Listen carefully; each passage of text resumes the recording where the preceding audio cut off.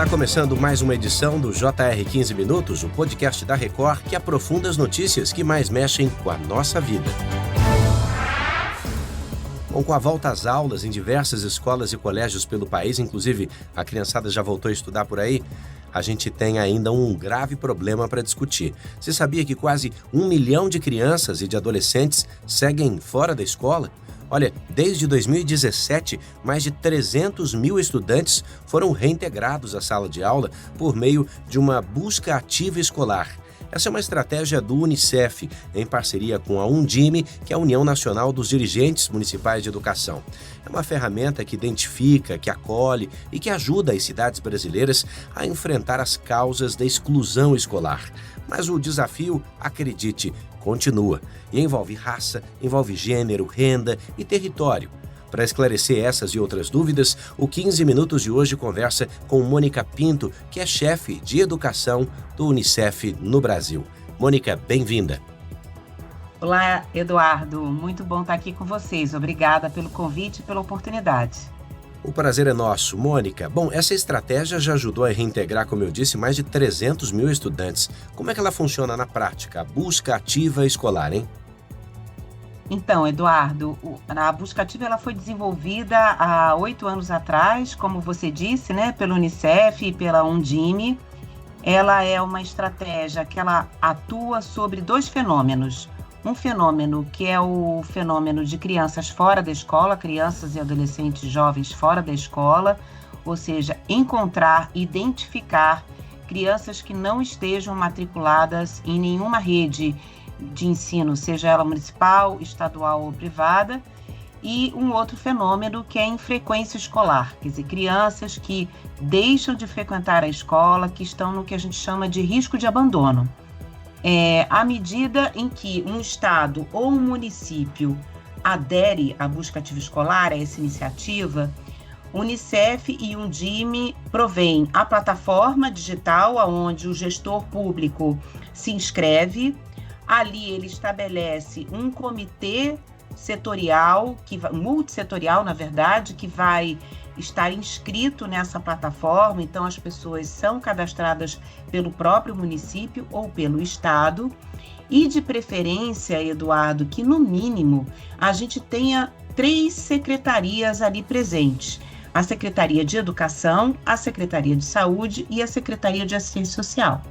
Mas outras secretarias do Executivo, por exemplo, uma Secretaria da Juventude ou da Mulher, e outras instituições da sociedade, como o Ministério Público, o Tribunal de Contas, organizações da sociedade civil que trabalham pelos direitos de crianças e adolescentes, também podem fazer parte desse comitê.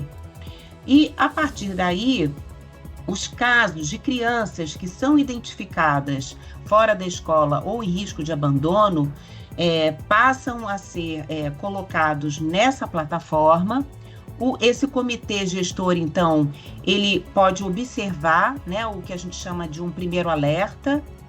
É feito, então, por esse comitê, pelas pessoas, né, estabelecidas desse comitê, uma ida à residência dessa criança ou desse adolescente para entender, né, o que está de fato acontecendo. Nem sempre essa ida ela é fácil, né, ela é tranquila, às vezes é difícil de se identificar essa criança ou esse adolescente. E a partir, então, de um diagnóstico mais preciso sobre o que está acontecendo na vida dessa criança ou adolescente, se estabelece um fluxo, o próprio comitê estabelece um fluxo de atendimento desse caso. Apesar de tudo isso, Mônica, a gente tem esse número de 993 mil crianças e adolescentes de 4 a 17 anos que seguem fora da escola. A minha pergunta é, o que é que esses números revelam sobre os principais gargalos que são estruturais na educação brasileira? Onde é que estão as falhas mais críticas, Mônica? Eduardo, agradeço demais sua pergunta. A gente observa 2 pontos de atenção, que são as crianças de 0 a 5 anos, lembrando que estar na escola com 4, 5 anos é obrigatório pela Lei de Diretrizes e Bases da Educação, e adolescentes de 15 a 17 anos. são os grandes grupos, isso soma praticamente 850 mil dessas 993 mil crianças e adolescentes fora da escola. Então, é essencial que municípios e estados estabeleçam políticas de indução para que a busca ativa dessas crianças seja mais incisiva. E o que é preciso ser feito para a gente atrair e rematricular adolescentes de 15 a 17 anos? No caso de 15 a 17 anos é o que mais nos preocupa, porque além da gente ter esse número que você acabou de trazer, né, de exclusão escolar, é também a faixa etária onde a gente tem um outro fenômeno que é do abandono escolar. Então, a gente tem muitas crianças e adolescentes, né, que não se formam no 9º ano, que é ali em torno dos 14 anos, 15 anos, e depois aqueles que se matriculam no 1º ano do ensino médio, tem muita criança que não faz isso, né, adolescente, né, ele acaba o 9º ano e ele não se matricula no 1º ano, ou ele é reprovado no 1º ano e ele não volta para a escola. E é nessa faixa etária que a gente sabe que tem todas as outras questões que você me perguntava, né? Crianças, adolescentes e jovens que são vítimas de violência, que são vítimas de bullying, que precisam trabalhar para sobreviver, meninas que engravidam na adolescência, ou que precisam ajudar na sua casa, né, a cuidar de outras pessoas da família, ou a fazer mesmo trabalho doméstico, meninos, geralmente adolescentes, que acabam tendo que apoiar a sua família em complementar a renda familiar. Então, além de todas as questões, às vezes, relacionadas à aprendizagem, né, quer dizer, adolescentes e jovens que chegam nessa faixa etária e não aprenderam aquilo que era esperado, então, assim, não se sentem bem mesmo no ambiente da escola, né? Acham que aquilo ali não vai acrescentar nada à sua vida imediata, né? Ou todas essas questões socioeconômicas. A gente costuma dizer que tanto o fenômeno da exclusão escolar quanto do abandono escolar são fenômenos multifatoriais. Então, a gente precisa, daí, né, a beleza da busca ativa escolar, a gente precisa de uma rede de proteção que ajude a gente a garantir o direito a aprender desses adolescentes jovens, né? Incrível, incrível perceber a que ponto chegamos, né? E como esse país de desigualdades, o Brasil está entre os 10 países do mundo que mais concentram renda, você tem aqui um número de quase 70% no perfil de excluídos, evidenciando que são pretos, são pardos, são indígenas. Essa evasão afeta mais meninos do que meninas, né? Eu te pergunto como é que é esse número ao longo da história? Nós temos uma situação melhor do que de 10 anos atrás? Ou esse número de 1 milhão de pessoas, né, de crianças e adolescentes com idade escolar fora da escola, ele já foi maior proporcionalmente?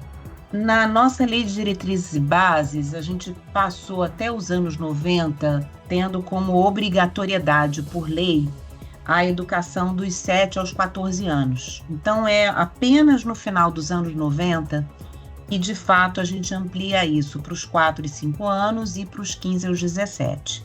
Então, você me pergunta, isso já foi pior, Mônica? Já foi pior, né? Sem dúvida nenhuma, porque, infelizmente, o Brasil, ele entra no século XXI ainda naturalizando, né? Às vezes a gente está na praia, ou a gente está na rua, a gente naturalizou que é normal, né, um menino, né, uma criança preta, parda, não estar na escola no horário escolar, né?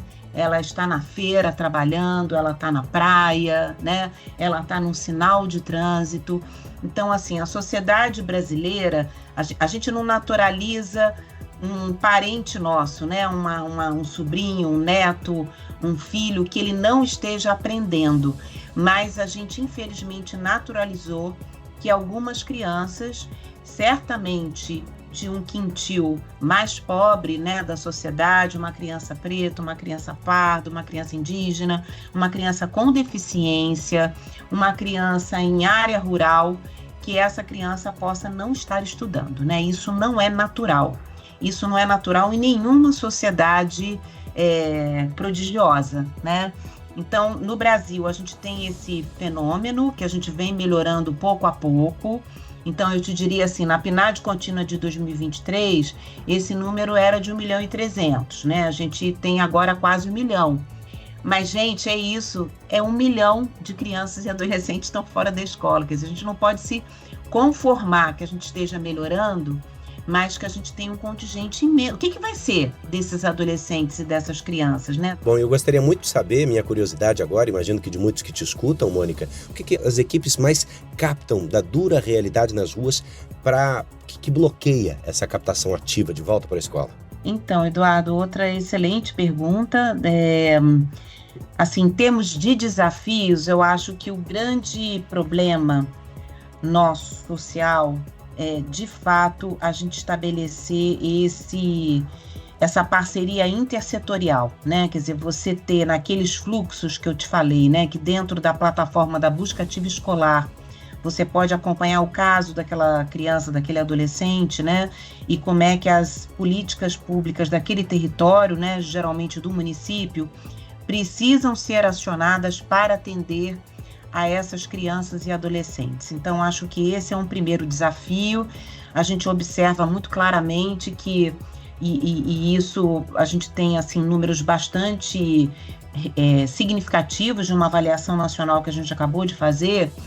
Nos territórios onde essa intersetorialidade de fato acontece, ocorre, a gente consegue trabalhar muito bem, né? Mas não é em todo local.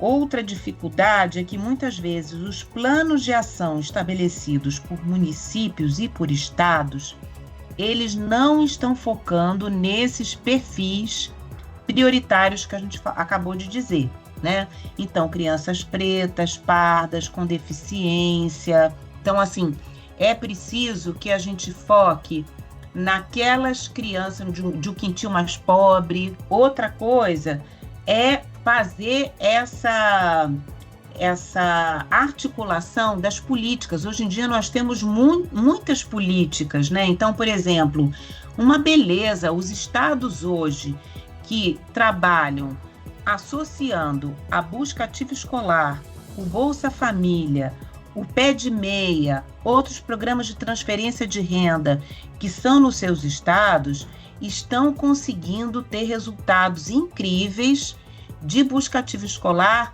exatamente nesses adolescentes de 15 a 17 anos que a gente falava antes. Então, assim, é preciso ter na equipe, né, do Estado, em parceria com as Undimes, um trabalho aonde você cria essa articulação das políticas locais, das equipes locais, com um marco legal muito bem estabelecido, porque recursos há, né? Mas você tem que ter essa inteligência estratégica, essa governança, né?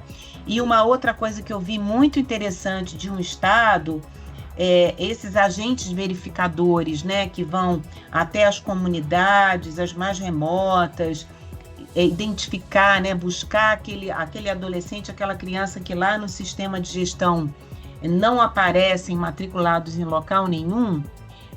Eu vi lá um estado que está fazendo diálogos com as famílias, conversando com as famílias, né? Porque muitas vezes a gente observa também casos de violência doméstica que você trouxe aqui, né? A gente observa problemas de saúde, né? Ou problemas de violência naquela determinada comunidade. Bom, Mônica, não vai embora, por favor, sem falar dessa política que é recente no Brasil, vem dos anos 90, que é do acesso às crianças de 0 a 3 anos.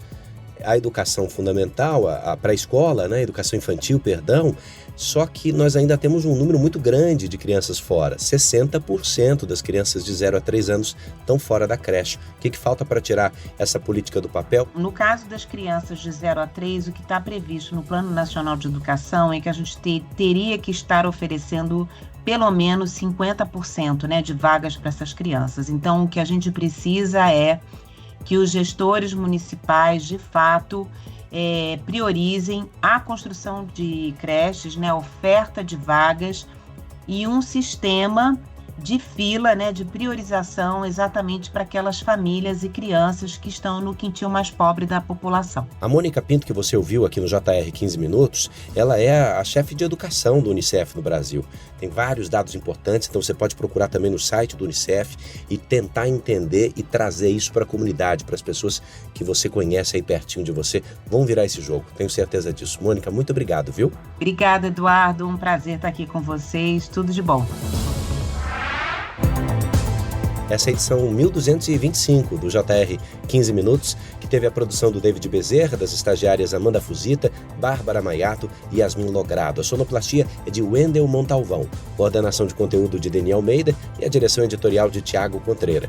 Nosso vice-presidente de jornalismo é Antônio Guerreiro. Acompanhe o JR 15 Minutos no portal r7.com, nas redes sociais do JR. A gente se vê em breve. Bora para a próxima.